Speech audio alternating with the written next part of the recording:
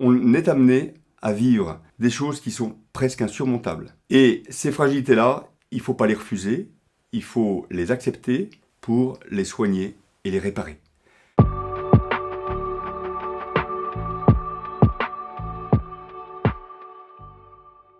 Dominique Delorgerie, capitaine de vaisseau dans la marine, donc c'est l'équivalent de colonel si vous voulez, et je suis dans la marine depuis 1983. Le caractère indispensable et fragile d'un militaire, eh bien un homme engagé pleinement, engageant sa vie personnelle, professionnelle et familiale au service d'une cause qui le dépasse, qui est la défense de son pays et qui peut l'amener à partir en tout temps, en tout lieu, pour mener les missions qu'on va lui confier. Et nous sommes des soldats de la paix, hein, même si il faut qu'on soit prêt à être opérationnel et être capable d'utiliser des outils qui peuvent engendrer la mort chez autrui et la responsabilité de notre propre vie.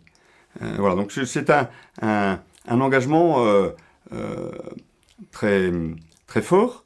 Les fragilités que ça apporte, naturellement, c'est qu'on demande énormément aux soldats et que ce niveau d'exigence peut l'amener, en particulier quand il peut y avoir des disharmonies entre l'action et sa conscience, peut l'amener à se rendre dans des situations de grande fragilité et parfois de syndrome post-traumatique, parce qu'on est amené à vivre des choses qui sont presque insurmontables.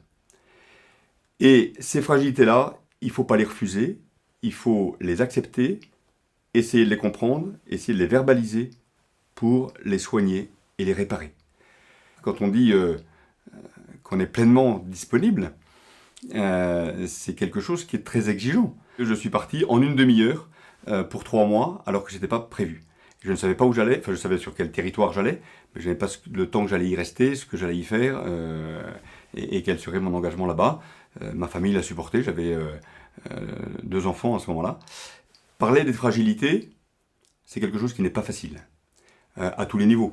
Et dans une grande communauté comme celle de la communauté militaire, c'est pas facile non plus, parce que il y a en plus cette nécessité de la discrétion, de ce qu'on appelle la réserve militaire, qu'on interdise à un jeune parce que sa vie a été complètement transformée, parce qu'il habite à 600 km de là où il était avant, parce qu'il s'est marié, parce qu'il a envie de fonder une famille, et de lui dire tu peux pas partir avant 3, 4 ou 5 ans, ça me paraît incompréhensible. Et c'est pourtant le cas, et on n'a pas le droit de l'exprimer. On est une communauté à part, qui n'avons pas encore de parole collective. Et voilà.